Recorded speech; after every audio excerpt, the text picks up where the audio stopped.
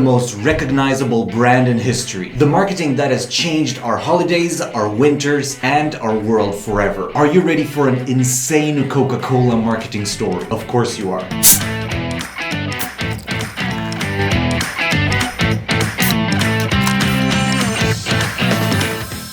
Coca-Cola's approach to marketing is a typical example of emotional branding that connects visual aspects with emotional engagement to create a brand identity that is both unforgettable and deeply personal. The cursive white logo and the distinctive red background is an important part of Coca-Cola's overall visual identity. And it was decided more than 100 years ago that Coca-Cola's marketing strategy would base itself on the mere exposure effect to a large part, which means that anyone who's experienced a brand several times is more likely to like it, simply because they are more familiar with it. So that's probably why you have seen Coca-Cola a million times, even in places you wouldn't expect. Coca-Cola's advertising strategy focuses on creating an emotional bond between the product and the customers. They do this by highlighting some of the most basic human needs that we have: belonging and having a group of friends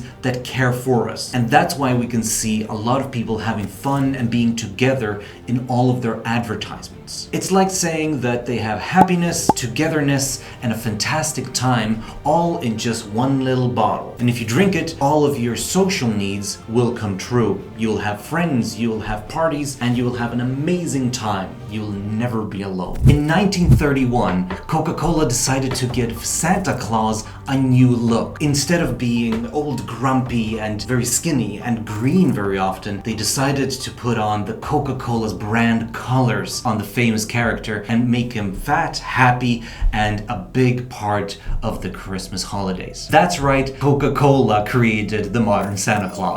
So this begs the question, why the hell would they do this? Now, there are three reasons for it. The first one is that they want you to connect their brand to a specific holiday. Whenever you think of Christmas and you think about Santa Claus holding that Coca-Cola, you think that Coca-Cola is a part of the holidays. Second one is that they need to use what's called the halo effect, where you see something fantastic about a brand, for example, Santa Claus holding that Coca-Cola, then you assume that the rest of the brand is also joyful and something that gives you happiness. And the third reason is that they want to integrate their brand with culture and traditions so that you become a repeat customer. So this was a brilliant move by Coca-Cola because it created this warm and fuzzy feeling that you connect with holidays and also their brand. They also created this unforgettable image of Santa Claus holding a specific product. So this mix of nostalgia, joy, and friendship is a very strategic move from a marketing master. Have you ever heard that Coca-Cola has come out with a new flavor that sounds just a little bit crazy? Like Marshmallow, Dream World, Soul Blast, Move, and so many more. And the reason for it is because of a psychological trick that is called FOMO, fear of missing out, where they're coming out with a new flavor and they say this is only available for a certain amount of weeks. And the reason why they're doing it is so that you feel like, wow, this is an opportunity to try out the newest thing that they're doing, but then you realize, oh, it's already too late. Well, maybe next time I can get my hands on that real cool new flavor. That's the idea, at least. And they've been doing it for decades, and that's why I try to find out the real number, but it's hundreds and hundreds of flavors that they have tried out. Usually it's partly to see if people like the new flavor, if they should diversify, but it's mostly just to create this feeling that they are up to date and they want to try new things. In sales, you usually use FOMO in order to create this sense of urgency.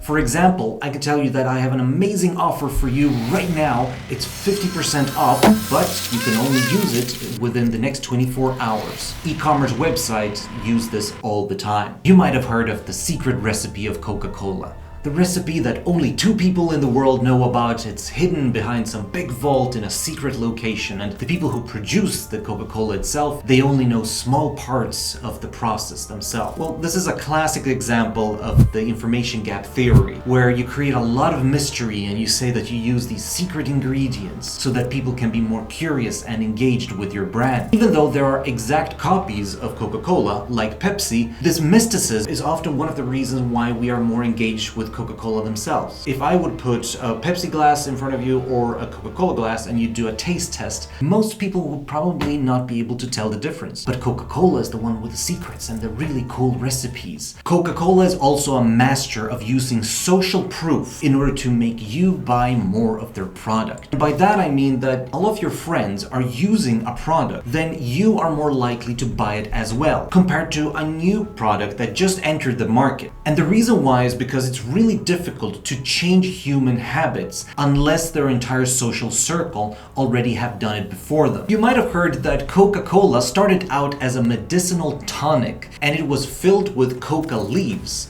So whoever used their product was filled with cocaine. And of course, if you're feeling sick, you take cocaine, you will be filled with energy, alertness, and you'll just be more alive for a short while until the side effects kick in. Now, fun fact, Coca-Cola still uses coca leaves in their processing, but they have removed the side effects and you don't have the same effects as if you're taking cocaine, of course, otherwise it would not be legal. In 2011, in Australia, Coca-Cola tried something brand new. They replaced the big logo on the cans with first names, and it turned out to be extremely successful for three main reasons. Number one, personalization is always a safe bet when you are trying to develop new products or services. When you see your own name on a can of Coke, you're more likely to buy it because it feels like there is more of a connection between you and the product. And secondly, this created a social experience where if you would see the name of your friend on a can of Coke, you would be more likely to buy it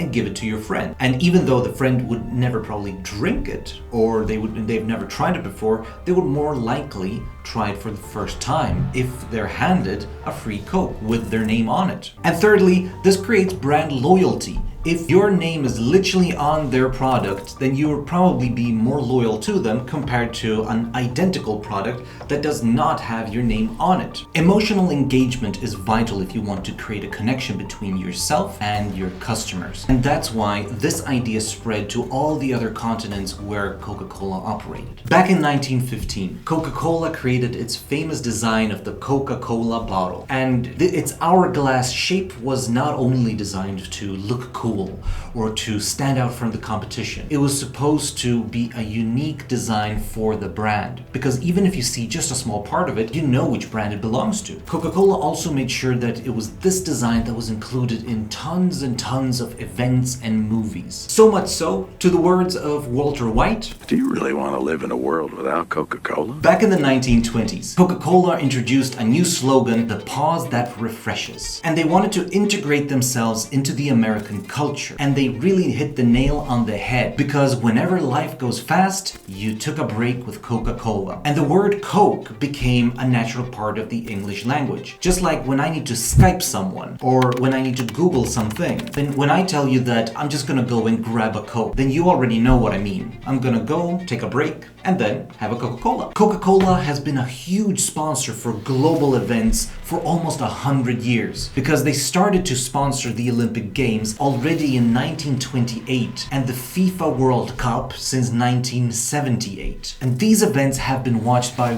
well over 1 billion people, giving a huge stage for Coca-Cola to spread their brand. The best way to link your brand to the best moments in life is to literally be there every time a huge and spectacular event happens around the world. Do you remember the Coca-Cola Freestyle Machines? They started popping up in 2009 and they became an instant hit. And this brings us to what's called the paradox of choice, which means that the more choices we have at our hands, the less likely we are to make one. And that's why Coca-Cola makes sure not to have too many, more than 5 choices at your hand whenever you're choosing what you're going to drink. Because I remember when I was going out with my family growing up and I could choose my own cold drink that I could make, I always picked Sprite together with Fanta and Coca-Cola. The rest of the family thought that was just crazy, but I felt that that was the coolest drink I could do, and I had total control over what I'm drinking. I tried to mix all of the Coca-Colas together. That was like 5 different flavors that did not go together, but I thought it was really cool. And I remember it with nostalgia and happiness, because it was one of the first times I truly could control whatever I can drink. And that's also the point, because whatever I chose, the money still went to Coca-Cola, and the level of personalization and customization was something brand new on the market. Places that install these Freestyle machines usually see an increase in foot traffic, which is of course a win-win both for Coca-Cola and the place that installed it. Another bonus is that Coca-Cola can see in their statistics which flavor is the most popular. And this use of customer data is a great way for Coca-Cola to adapt themselves to the market trends. Thank you for watching. It's been a true joy to make this video, and I would love to hear your comments regarding what I can do better and also what you want me to make videos about. So feel free to subscribe and click right over here if you want to see a similar video about Apple. Until next time, take care.